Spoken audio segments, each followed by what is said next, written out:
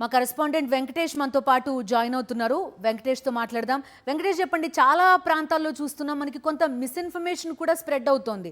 కొంతవరకు పోలీసుల విజువల్స్ లేకపోతే ఈ జైసల్మేర్ లాంటి ప్రాంతాల్లో కొంత శకలాలు ఇవన్నీ కనిపిస్తున్నాయి, కానీ తప్పుడు ప్రచారం మాత్రం చాలా చోట్ల జరుగుతోంది. ఏదైతే విదేశాంగ శాఖ ఈ ప్రెస్ కాన్ఫరెన్స్ నిర్వహిస్తుందో అది కొంతవరకు కంప్లీట్ అయితే కనుక దానికి చెక్ పెట్టే అవకాశం ఉంటుంది. ఏం జరుగుతోంది ఢిల్లీలో?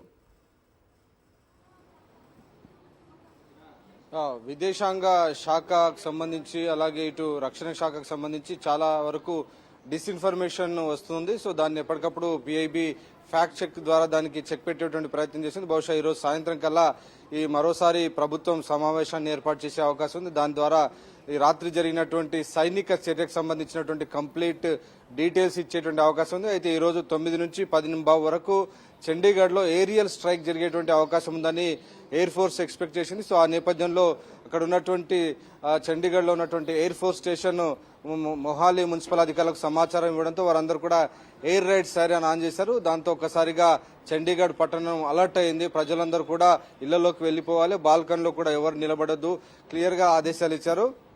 అయితే కొద్దిసేపటి కిందటే ఆ ఎయిర్ రైడ్ సైరన్ కూడా ఉపసంహరించుకున్నటువంటి పరిస్థితి. సో ప్రస్తుతానికైతే ఎలాంటి సైరన్ కి సంబంధించినటువంటి ఆ సూచనను హెచ్చరికను ఉపసంహరించుకున్నట్టుగా మొహాలీ అధికారులు వెల్లడిస్తున్నటువంటి పరిస్థితి. సో స్థానికంగా ఉన్నటువంటి ఎయిర్ ఫోర్స్ స్టేషన్ నుంచి వచ్చేటువంటి ఆదేశాలకు అనుగుణంగా స్థానిక మున్సిపల్ అడ్మినిస్ట్రేషన్ దీనికి సంబంధించినటువంటి హెచ్చరికలు సూచనలన్నీ ఎప్పటికప్పుడు ప్రజలకు జారీ చేస్తుంది.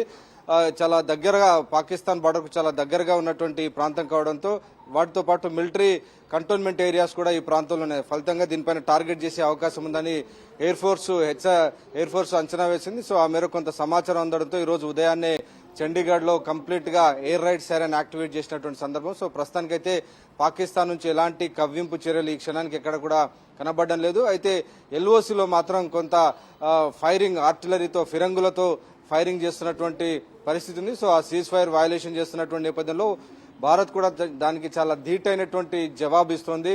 దానికి సంబంధించి ఆర్మీ కూడా ఒక ట్విట్టర్ లో తన యొక్క పోస్ట్ కూడా విడుదల చేసింది. కంప్లీట్ గా పాకిస్తాన్ ఆర్మీ పోస్టును ధ్వంసం చేస్తున్నటువంటి విజువల్స్ అన్ని కూడా అందులో ఉంచారు. సో సీజ్ ఫైర్ వయలేషన్ అనేది చాలా సర్వసాధారణంగా ఏప్రిల్ 22 నుంచి ఇప్పటి వరకు ప్రతిరోజు పాకిస్తాన్ ఈ రకమైనటువంటి సీజ్ ఫైర్ వయలేషన్ కు పాల్పడుతూనే ఉంది. మొన్న 7వ తేదీ వరకు స్మాల్ ఆర్మ్స్ తో చేసినటువంటి ఫైరింగ్ కాస్త అక్కడ జరిగినటువంటి సర్జికల్ స్ట్రైక్స్, ఏరియల్ స్ట్రైక్స్ తర్వాత కంప్లీట్ గా పాకిస్తాన్ మరింత విచక్షణ కోల్పోయి చాలా పౌరుల జనావాసాల పైన నేరుగా టార్గెట్ చేస్తున్నటువంటి నేపథ్యంలో సీజ్ ఫైర్ వయలేషన్ అయితే కొనసాగుతుంది.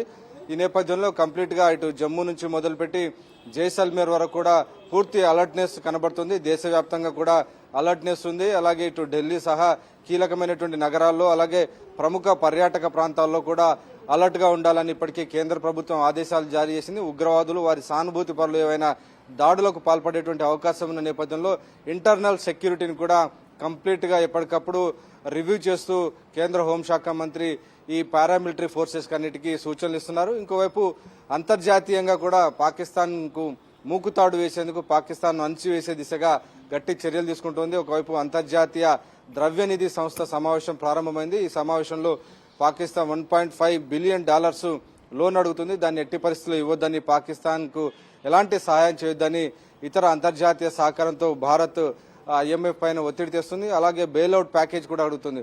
సో ఈ నిధులు కనుక వస్తే ఈ నిధులను కూడా టెర్రరిజం వైపు పాకిస్తాన్ మళ్లిస్తుంది కాబట్టి ఖచ్చితంగా ఇవ్వొద్దని భారత్ కోరుతుంది.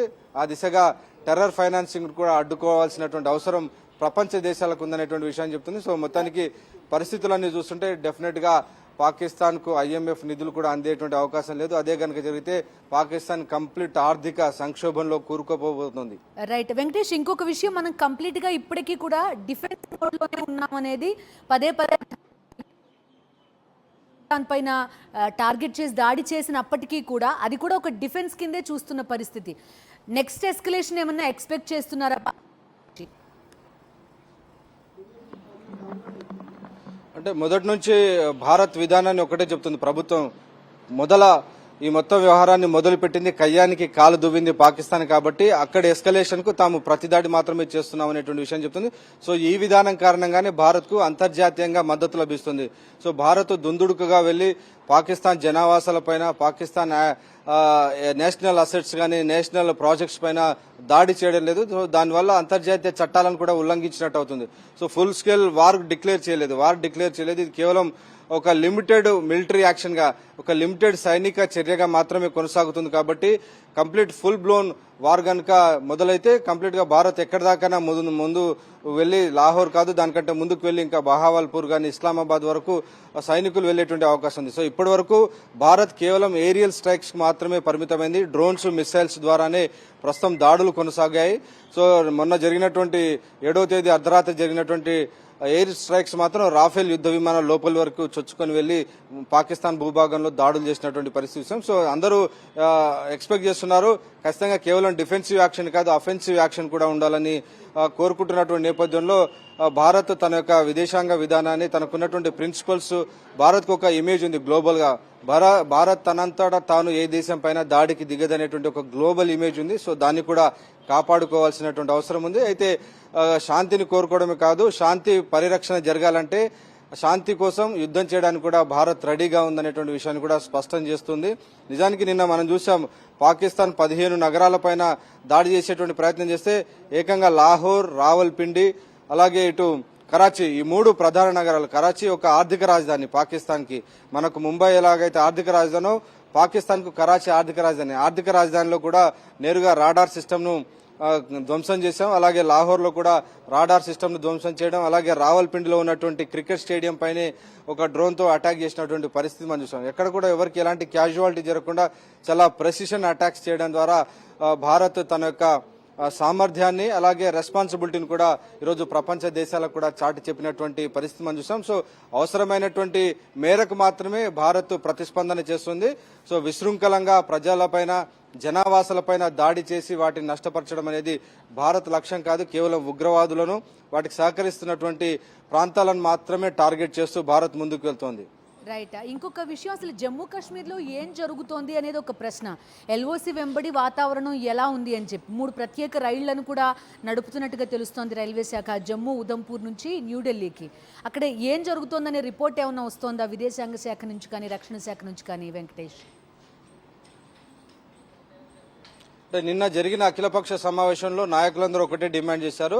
సో మనం డెసిసివ్ విజయం సాధించాం. 7వ తేదీ అర్ధరాత్రి సాధించినటువంటి విజయం మనం చూసాం. ఆపరేషన్ సింధూర్ విజయవంతమైంది, జస్టిస్ సర్వ్డ్ అని ఆర్మీ ట్విట్టర్ లో పేర్కొన్నటువంటి పరిస్థితి మనం చూసాం. ఆ తర్వాత పాకిస్తాన్ రెచ్చిపోయి జనావాసాలు, నిరాయుధులైనటువంటి జనాలపైన పడుతున్నటువంటి నేపథ్యంలో ఆ ప్రజలను రక్షించుకోవాలని ఇటు రాజకీయ పార్టీలందరూ కూడా వాళ్ళందరినీ అవసరమైతే ఆ బార్డర్ నుంచి దాదాపు 50-60 కిలోమీటర్ వరకు తరలిస్తున్నారు. సో వారు కోరుకుంటే వారి బంధువుల ఇళ్లకి అలాగే ఇతర ప్రాంతాలకు వెళ్లేందుకు అవసరమైనటువంటి సౌకర్యాలు, రవాణా సౌకర్యం ఏర్పాటు చేస్తుంది, అలాగే మెడికల్ ఏర్పాటు చేస్తుంది. సో ఎక్కువ కాలం ఈ వార్ కొనసాగేటువంటి, ఈ లిమిటెడ్ వార్ యాక్షన్ కొనసాగేటువంటి అవకాశం ఉన్నటువంటి నేపథ్యం, ప్రజలు సమీపంలో ఉన్నటువంటి బంధువుల ఇళ్లకు వెళ్లేటువంటి అవకాశం ఉన్న నేపథ్యంలో వారికి అవసరమైనటువంటి రవాణా సౌకర్యాలు ఏర్పాటు చేయడంలో భాగంగా అదనపు రైళ్లు, ప్రత్యేక రైళ్లను ఏర్పాటు చేస్తుంది. క్లియర్ గా పాకిస్తాన్ ఒక విశృంఖలమైనటువంటి దేశం, ఒక టెర్రరిస్ట్ కంట్రీ కాబట్టి దానికి యుద్ధ నియమాలు, యుద్ధ నీతి పాటించకుండా అచ్చం హమాస్ ఉగ్రవాదుల్లాగానే వ్యవహరిస్తున్నటువంటి నేపథ్యంలో మన ప్రజలను రక్షించుకోవడం కోసం బార్డర్లో చాలా గ్రామాలు ఉన్నాయి. బార్డర్లో చాలా మంది వ్యవసాయం చేసుకుంటారు. అక్కడ పెద్ద ఎత్తున ఇటు బీబీటీ గానీ రకరకాల పంటలు పండుతుంటాయి. సో ఆ వ్యవసాయదారులు ఎక్కువ రైతులు ఉన్నారు కాబట్టి వారి ఇల్లు, పంటలు కూడా ధ్వంసం అవుతున్నటువంటి నేపథ్యంలో సో ప్రాణాలు రక్షించాల్సినటువంటి అవసరం ఉంది. కాబట్టి ఆ మేరకు కేంద్ర ప్రభుత్వం వారిని ఆ ప్రాంతం నుంచి తరలించి సురక్షితమైనటువంటి ప్రాంతాలు, వారు కోరుకుంటే వాళ్ళ బంధువులకు లేదంటే వేరే ప్రాంతాల్లో వారిని ఉంచి వారిని రక్షించేటువంటి ప్రయత్నం చేస్తుంది. సో జమ్మూలో అయితే బార్డర్ వెంట కంప్లీట్ ఒక ఆందోళనకర పరిస్థితి ఉంది. కంప్లీట్ గా ఎయిర్ డిఫెన్స్ సిస్టమ్ అంతా కూడా యాక్టివేట్ అయింది. రాష్ట్రీయ రైఫిల్స్ ఉన్నాయి. రాష్ట్రీయ రైఫిల్స్ కు బ్యాకప్ గా సిఆర్పీఎఫ్ దళాలు ఉన్నాయి. సో ఎలాంటి ఈవెన్చువాలిటీ వచ్చినప్పటికీ తిప్పికొట్టే విధంగా వారు ఆర్టిలరీతో ఫైరింగ్ చేస్తే భారత్ కూడా అవే ఆర్టిలరీ ఉపయోగించి భారత్ కు, పాకిస్తాన్ కు గట్టి జవాబు ఇస్తున్నటువంటి సందర్భం అయితే మనకు కనబడుతుంది. సో జమ్మూ కాశ్మీర్ అలాగే ఇటు పూంచ్, రాజౌరి, అటు బారాముల్లా గానీ ఈ మొత్తం సెక్టార్ లో కంప్లీట్ గా పాకిస్తాన్ సీజ్ ఫైర్ వయలేషన్ కు పాల్పడుతున్న నేపథ్యంలో ప్రజలందరినీ కూడా అక్కడి నుంచి తరలిస్తున్నారు.